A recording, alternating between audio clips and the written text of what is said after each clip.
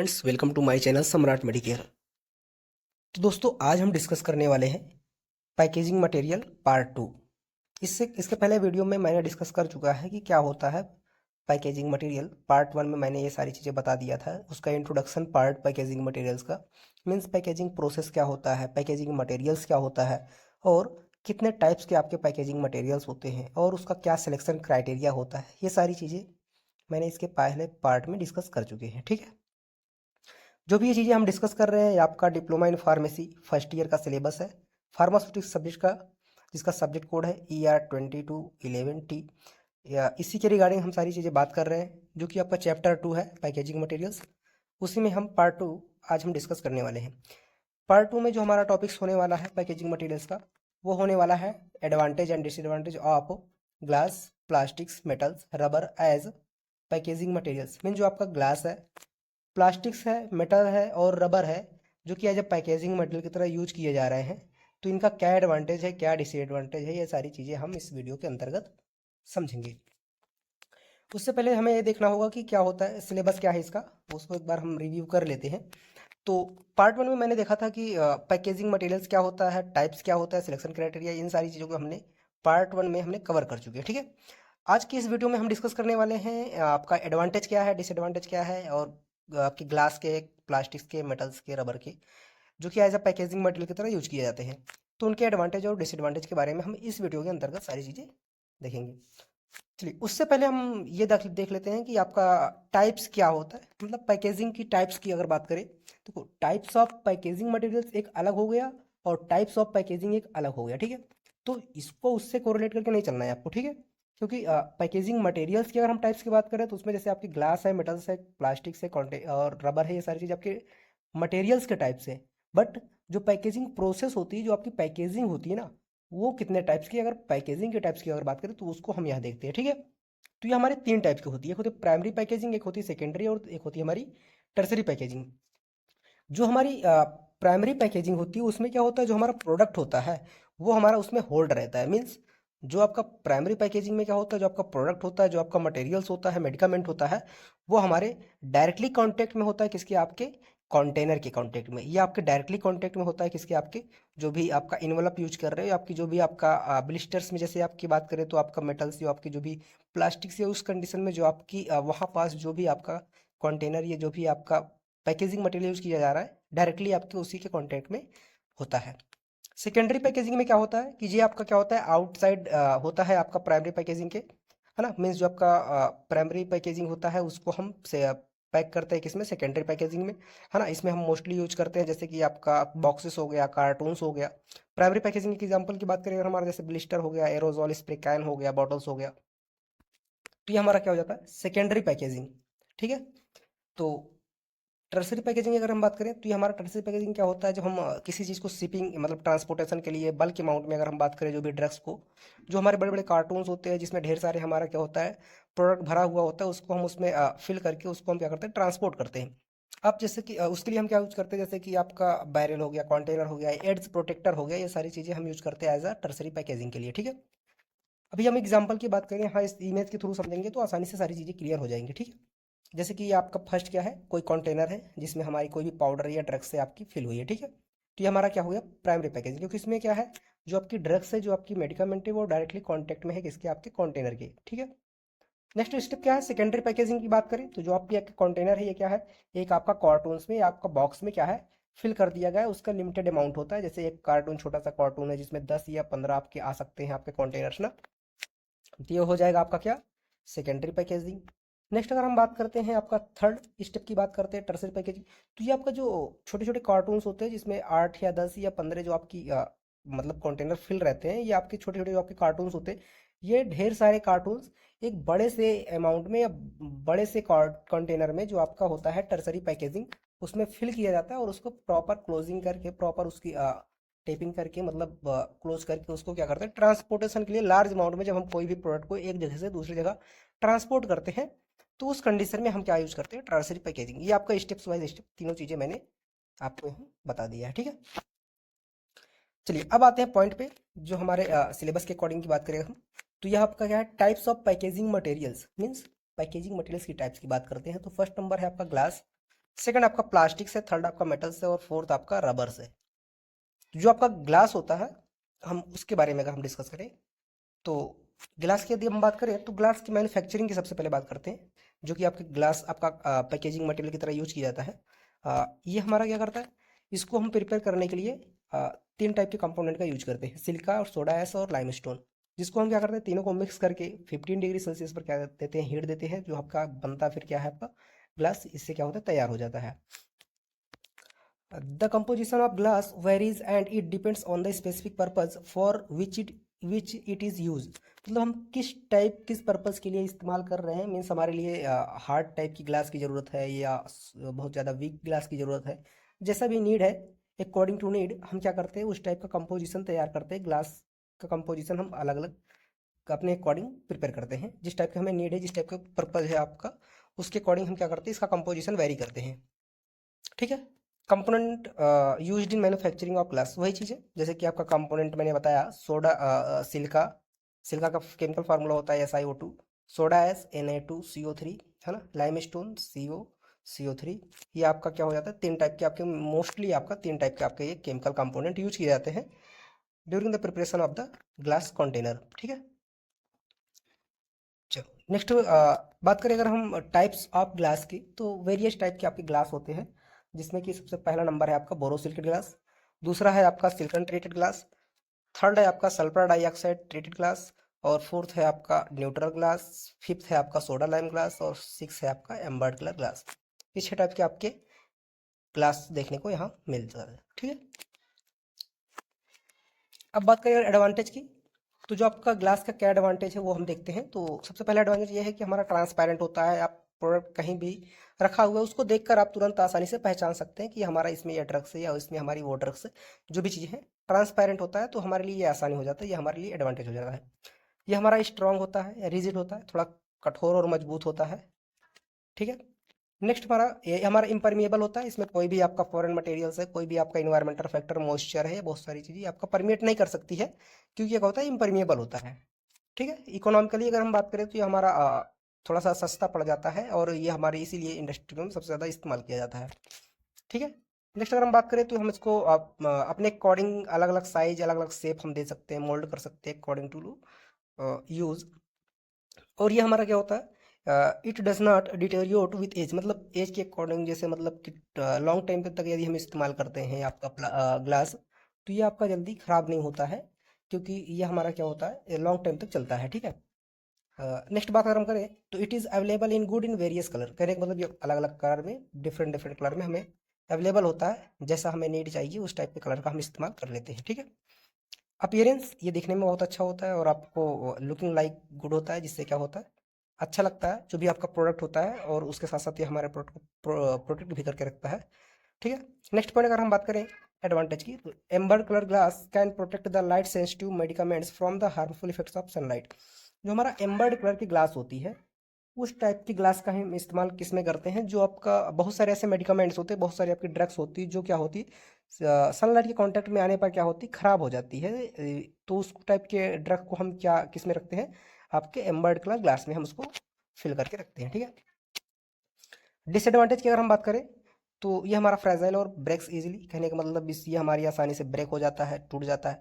अगर हम ट्रांसपोर्ट करते हैं या हैंडलिंग करते हैं तो उस टाइम अगर हमसे गलती हो जाती है थोड़ा सा भी, तो ये जैसे ही गिरता है तो ये क्या होता है ब्रेक हो जाता है, तो ये हमारे लिए डिसएडवांटेज हो जाता है। और दूसरा पॉइंट डिसएडवांटेज मीन्स ये हमारा हैवी वेट होता है, तो हैवी वेट होने के कारण इसका ट्रांसपोर्टेशन चार्ज भी कहीं ना कहीं हाई हो जाता है, और हमारे लिए ये हमारा डिसएडवांटेज हो जाता है हैवी वेट होने के कारण। ठीक है। नेक्स्ट अगर हम बात करें तो अगर हम इसको डिसएडवांटेज की नेक्स्ट बात करें तो हमारा क्या होता है, यदि हम इसको टेम्परेचर दे रहे हैं यदि हम टेम्परेचर दे रहे हैं या और वो हमारा टेम्परेचर क्या हो जाता है, अचानक से क्या होता है लो से हाई कर देते हैं टेम्परेचर, सडन चेंज करते हैं टेम्परेचर में, तो जिसकी वजह से क्या होता है इसमें हमें क्रैक्स देखने को मिलते हैं। मीन्स ये क्या होता है क्रैक्स हो जाता है, थोड़ा सा क्रैक्स होता है, फिर धीरे धीरे क्या होता है ब्रेक भी हो जाता है। ठीक है। तो ये हमारे लिए कहीं ना कहीं डिसएडवांटेज हो जाता है ये ग्लास का। ठीक है। और अगर हम बात करें नेक्स्ट पॉइंट की डिसएडवांटेज में, तो ये हमारा during the selection of the container, अगर हम जब सिलेक्ट करते हैं ग्लास के टाइप्स की या ग्लास को सिलेक्ट करते हैं, अगर उस टाइम पे हम अगर सही तरीके से ग्लास को प्रॉपरली सिलेक्ट नहीं कर पाते हैं तो हो सकता है हमारे कुछ ग्लास ऐसे होते हैं जो क्या करते हैं, हमारे फार्मूलेशन के साथ एल्कलाइनिटी या तो उसमें इंसॉल्युबल फ्लैक्स फार्मुलेट कर लेते हैं, जिससे क्या होता है हमारा प्रोडक्ट खराब हो जाता है। तो ये हमारा क्या हो जाता है, डिसएडवांटेज ग्लास की। ठीक है, तो ये आपका ग्लास कंप्लीट। ठीक है, अब बात करते हैं नेक्स्ट पैकेजिंग मटेरियल आपका क्या है, प्लास्टिक्स। तो प्लास्टिक्स को सबसे पहले हम डिस्कस कर लेते हैं। तो क्या होता है प्लास्टिक्स, ठीक है।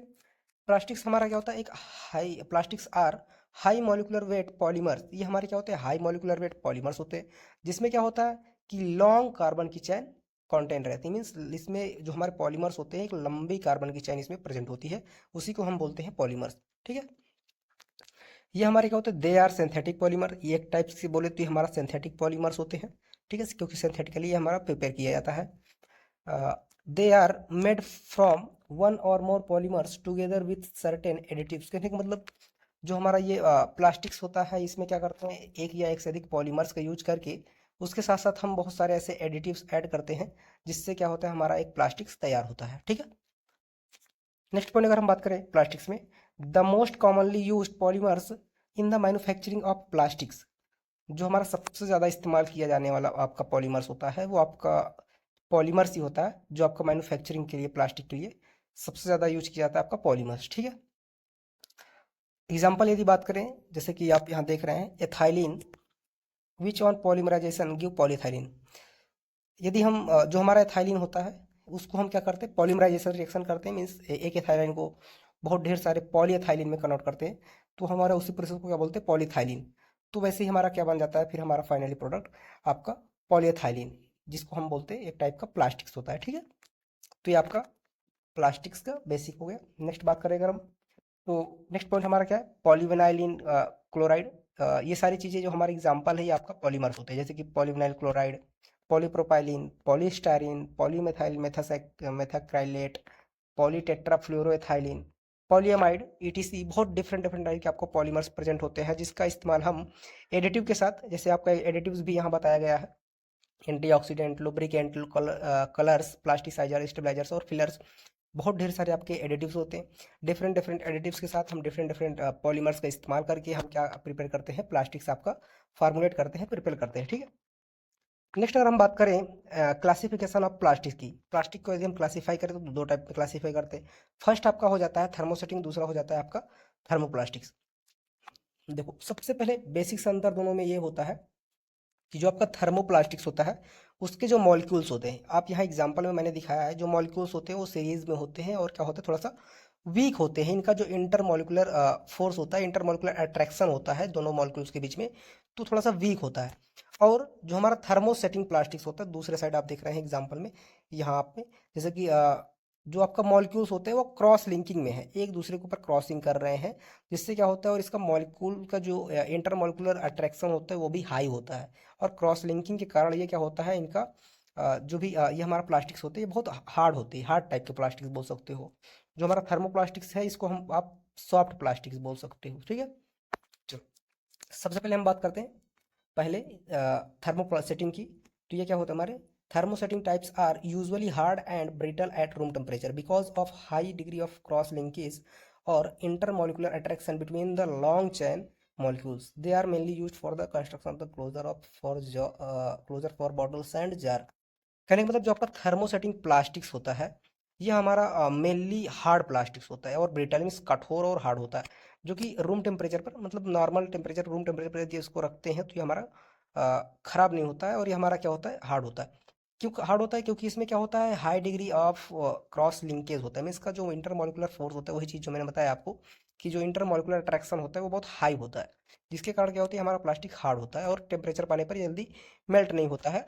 ये खासकर हमारा जो होता है आपका बॉटल्स के क्लोजर को, मीन्स उसके ढक्कन्स के, या फिर जार्स के ढक्कन्स को, क्लोजर्स को, ये बहुत बड़े बड़े आपके ड्रम्स जो होते हैं प्लास्टिक्स के, स्टोरेज के लिए यूज किए जाते हैं, स्टोर करने के लिए रॉ मटेरियल्स को। ये बहुत सारे ऐसे चीज़ें हैं जो आपका हार्ड प्लास्टिक देखने को मिलती है, वो आपको मोस्टली आपको थर्मोसेटिंग प्लास्टिक का ही इस्तेमाल में लिया जाता है।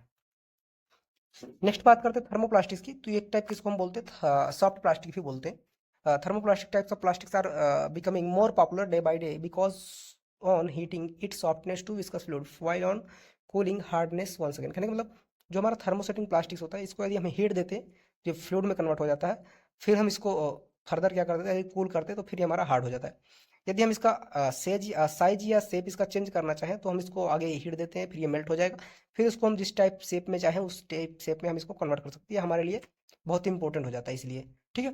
ये हमारा बहुत सॉफ्ट प्लास्टिक होता है, ठीक है। So thermoplastics types of plastics is used for the manufacturing of the plastic container which are mainly used for packing mixtures, tablets, ointments, capsules, etc. The कहने का मतलब जो आपका थर्मोप्लास्टिक्स होता है, ये इस टाइप का प्लास्टिक मैन्युफैक्चरिंग के लिए हम यूज करते हैं। जैसे कि आपका मेनली यूज करते हैं मिक्सचर्स हो गया, टेबलेट्स हो गया, ऑइंटमेंट्स हो गया, या बहुत सारे ऐसे कैप्सूल्स हो गए जिसको पैकेजिंग के लिए हम क्या करते हैं, थर्मोप्लास्टिक का इस्तेमाल करते हैं। The various thermoplastics types of polymers used for the manufacturing of the containers. जैसे बहुत सारे आपके पॉलीमर्स यूज किए जाते हैं थर्मोप्लास्टिक्स को बनाने के लिए। Low density polymer, polyethylene, high density polyethylene, है ना। तो डिफरेंट डिफरेंट टाइप से हम पॉलीथाइलिन का इस्तेमाल करते हैं। जैसा हमें नीड चाहिए उसके अकॉर्डिंग हम क्या करते हैं, प्रिपेयर करते हैं अपनी थर्मोप्लास्टिक्स, ठीक है। एग्जाम्पल आप यहाँ देख भी पा रहे होंगे, ये आपकी पॉलीथीन जो आप सबसे ज़्यादा यूज करते हैं अपने लाइफ स्टाइल में, है ना। तो ये आपका एक टाइप का थर्मोप्लास्टिक का एग्जाम्पल है, ठीक है। नेक्स्ट अगर हम बात करें एडवांटेज की प्लास्टिक कंटेनर की, तो ये हमारा क्या होता है, लाइट इन वेट होता है और हैंडलिंग इजी होती है। आप इसको आसानी से एक जगह से दूसरी जगह ले जा सकते हैं और इसका वेट हल्का होता है, आप आसानी से इसको ट्रांसपोर्ट कर सकते हैं। और दूसरा ये हमारा क्या होता है, अनब्रेकेबल होता है और टफ होता है, फ्लेक्सिबल मीन्स हमारा ये अनब्रेकेबल होता है, आप टूटता नहीं, आप आसानी से यदि गलती से आपका गिर भी जाता है कंटेनर तो वो आपका ब्रेक नहीं होता है। जैसे कि हम इसके पहले देख रहे थे ग्लास, ग्लास क्या होता है, आसानी से टूट जाता है। उसको यदि आपसे गिरता है जमीन पे, आपसे थोड़ा भी फर्श पे गिरता है तो आपका क्या होता है, ब्रेक हो जाता है। बट ये क्या होता है, ब्रेक नहीं होता है, अनब्रेकेबल होता है, टफ होता है और फ्लेक्सिबल होता है। ये आपका कठोर टाइप का भी होता है और आपका फ्लेक्सिबल सॉफ्ट भी होता है। It is available in various shape, size और कलर एज पर रिक्वायरमेंट। जैसा आपको चाहिए उस टाइप पे आपका शेप का, साइज का, कलर का आपका अवेलेबल होता है। ये हमारा लेस टॉक्सिक होता है, टॉक्सिसिटी नहीं प्रोड्यूस करता है। और it is light in weight and handling is वही चीज़ है ना। आपका वेट इसका हल्का होगा और आसानी से आप इसको हैंडलिंग कर सकते हैं। ट्रांसपोर्टेशन इजी होगा क्योंकि भाई आपका वेट इसका हल्का होगा तो आपका ट्रांसपोर्टेशन एक जगह से दूसरी जगह ले जाने में आपको आसानी होगी, अगर वेट अगर इसका हल्का है तो, ठीक है। ये हमारा light sensitive preparation can be packed in colour bottle. हम जैसे बात कर रहे थे कि जो आपका यदि हम इसमें प्लास्टिक्स में भी अगर एम्बर कलर की कोडिंग कर देते हैं तो इसको भी हम लाइट सेंसिटिव प्रिपरेशन भी इसमें पैक कर सकते हैं। It is cheaper as compare to other container. कहने का मतलब ये हमारा अदर कंटेनर या अदर मटेरियल के कंपेयर में, पैकेजिंग मटेरियल के कंपेयर में क्या होता है, हमारा थोड़ा सा सस्ता होता है, इसीलिए ज़्यादातर हम प्लास्टिक का इस्तेमाल करते हैं। डिसएडवांटेज की बात करें प्लास्टिक कंटेनर की, तो ये हमारा क्या होता है, इट कैन एब्जॉर्ब और adsorb some constituent of the preparation during storage.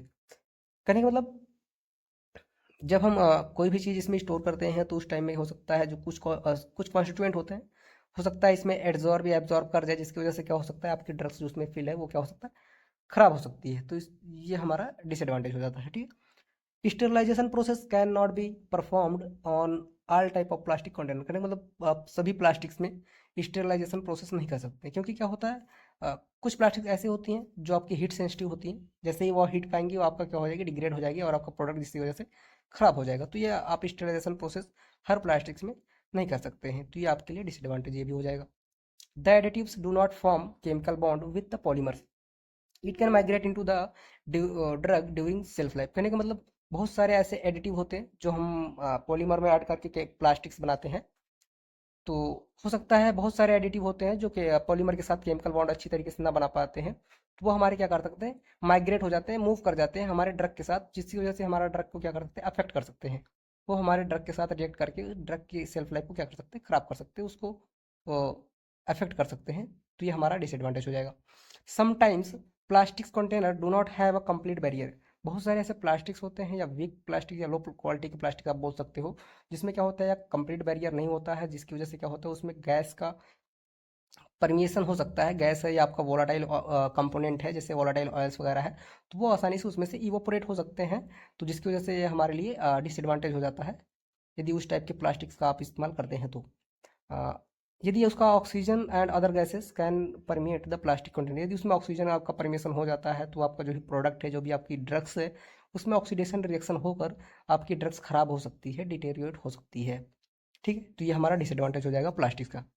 Next point अगर हम बात करें, there is a chance of leakage of fluid if the sealing is not proper.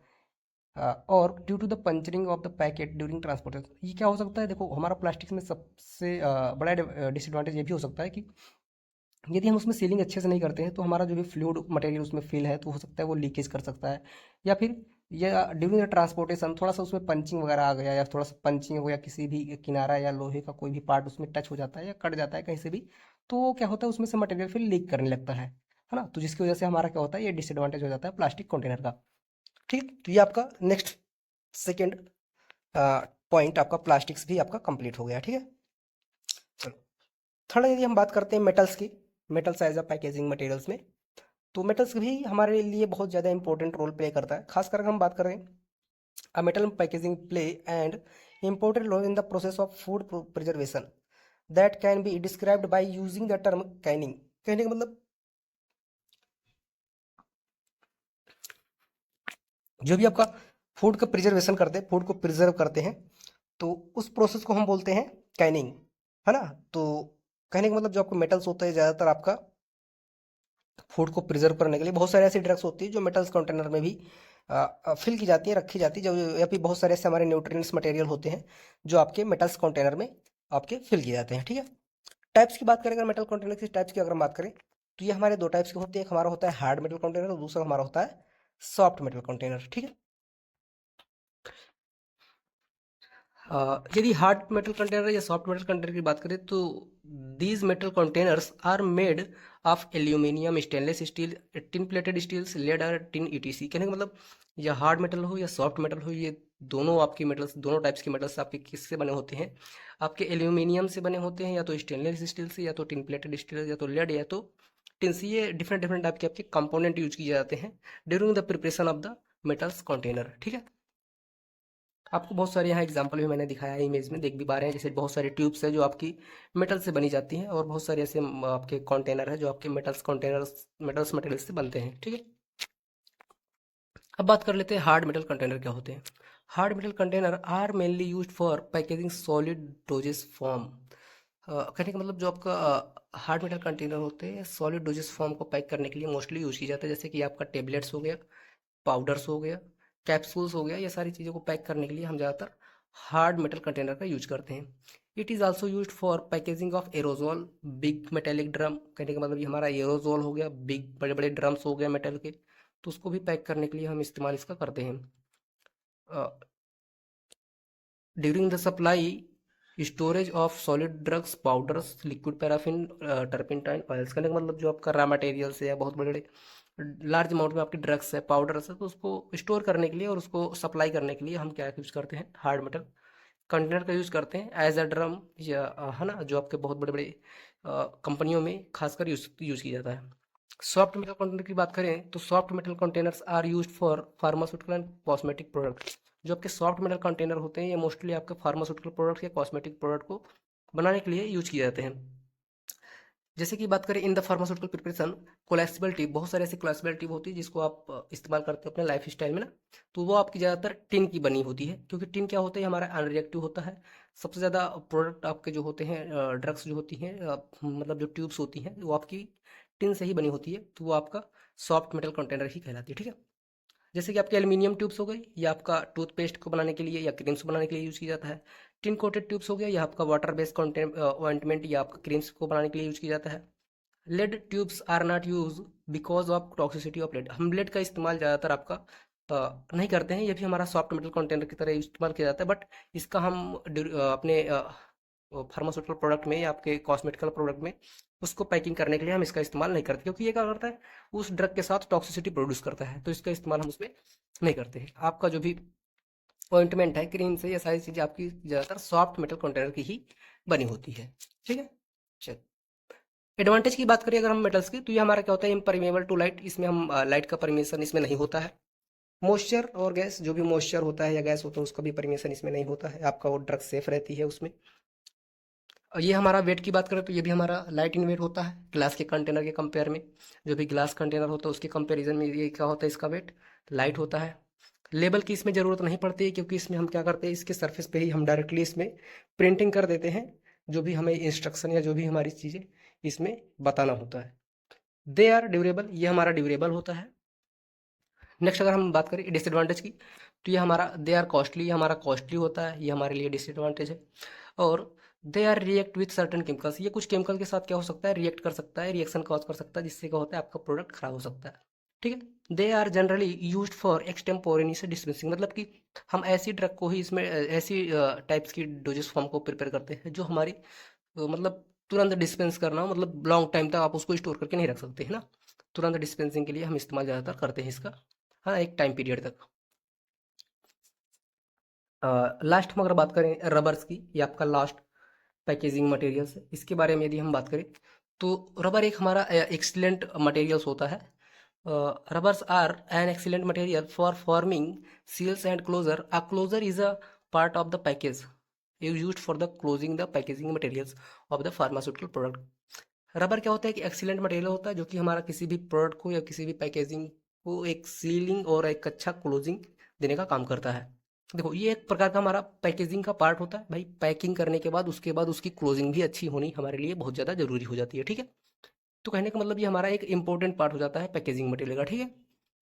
हाँ ठीक है। अगर हम बात करें टाइप्स ऑफ रबर की, तो हमारे पास दो टाइप का रबर अवेलेबल होता है, एक होता है नेचुरल रबर, एक होता है सिंथेटिक रबर। जो नेचुरल रबर होता है वो हमारा हार्ड भी होता है और सॉफ्ट भी होता है।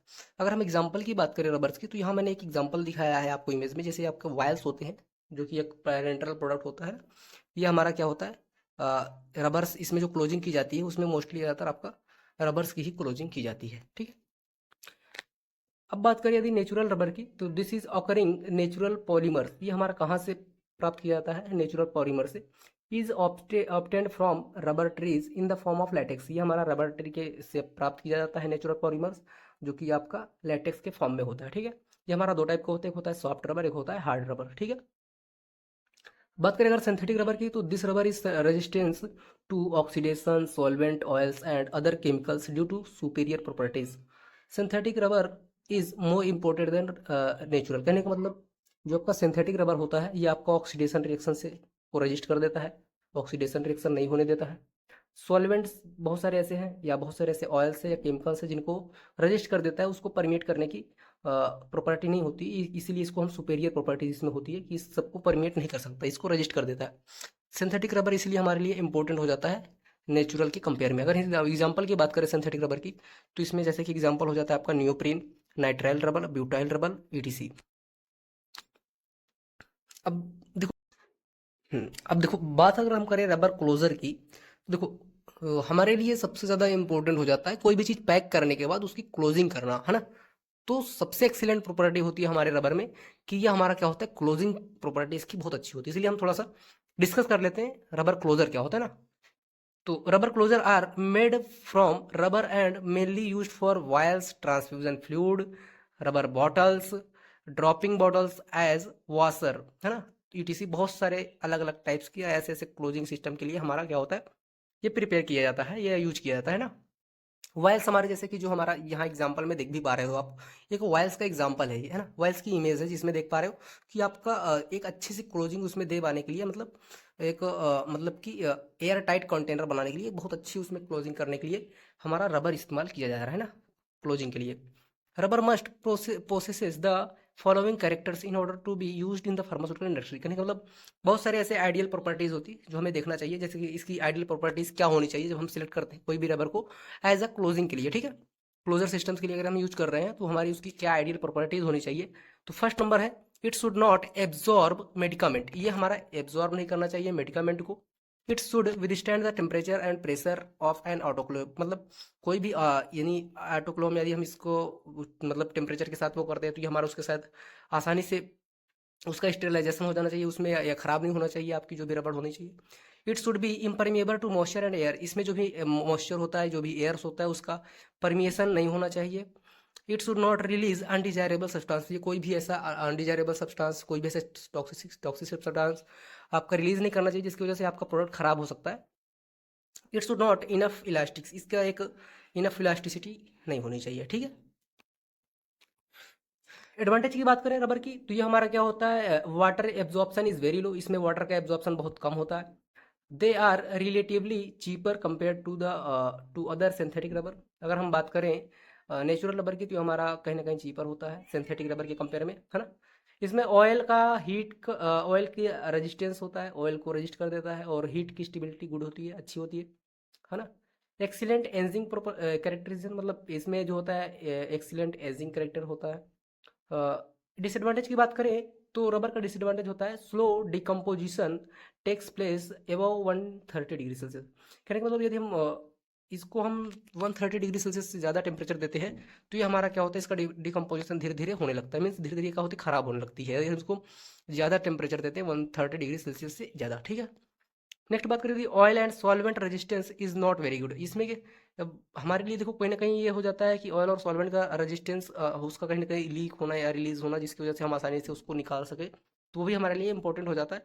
तो इसमें क्या होता है, उसका ऑयल का और सॉल्वेंट का रेजिस्टेंस अच्छा नहीं होता है, कहीं ना कहीं हमारे दूसरे तरीके से बात करें तो एब्जॉर्प्शन ऑफ बैक्टीरियोसाइड और leaching of the extractive are considerable.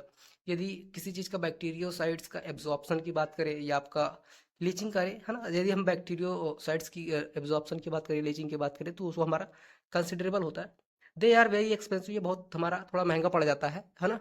Expensive होने के कारण ये हमारा मतलब कॉस्टली हो जाता है, जिसकी वजह से हमारा क्या हो जाता है, डिसएडवांटेज होता है रबर का। तो ये बहुत सारे आपके डिसएडवांटेज हो गए जो रबर के, ठीक है। तो ये आपका टॉपिक ही आज का कंप्लीट होता है, ठीक है, जिसमें हमने बहुत सारी चीज़ें आपका जो भी पैकेजिंग मटेरियल का कंटेंट, पैकेजिंग मटेरियल होते हैं, ग्लास हो गया, प्लास्टिक्स हो गया, मेटल्स और रबर, इन सारी चीज़ों को हमने डिटेल्स में समझा, ठीक है।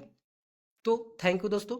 अगर आपको वीडियो अच्छी लगी हो तो वीडियो को लाइक करें और चैनल को सब्सक्राइब करें। ऐसे ही वीडियो पाने के लिए आप मेरे चैनल से जुड़ें, ठीक है। यदि आपको कोई टॉपिक्स जो ना समझ में आ रहा हो, आप कमेंट करें, मैं उससे रिलेटेड वीडियो आपको जरूर प्रोवाइड करूंगा। Thank you.